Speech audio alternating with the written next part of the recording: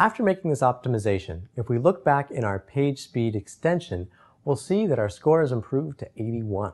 Not bad, but we still have a bunch of recommendations to address, one of which is to avoid bad requests. As you probably noticed by now, we've been trying to load an image that doesn't exist. It has that 404 not found status code, and it's colored red here in our timeline. If we check our source for clock.png, we can see that it's actually hidden in the class of someday, and if we check our CSS file, we'll see that this class isn't even set to display on the page. So it seems pretty safe to remove. Let's do that and delete it from our HTML file, and now if we refresh the page, you can see that our warning is gone. Next up on the list is to optimize our style sheet order.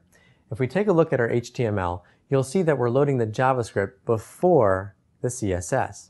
And if you take a moment to think about what a web page needs to render on the page, well, it's not going to be able to render properly until it's downloaded all the CSS, whereas JavaScript in some cases might be a lot less important because it might just be dealing with user interaction, not how it displays the page.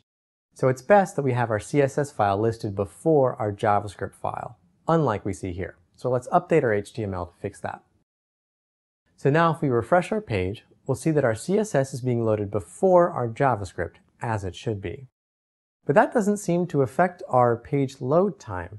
And if we look at the waterfall, it seems like it's still waiting to download the JavaScript before it's loading our web page. But in our case, our JavaScript is just dealing with user interaction, so we don't really care that much if it loads after the page gets rendered.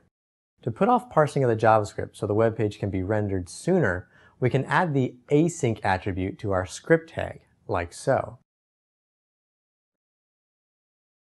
Now it's time for you to jump into some challenges and see if you can find a missing asset.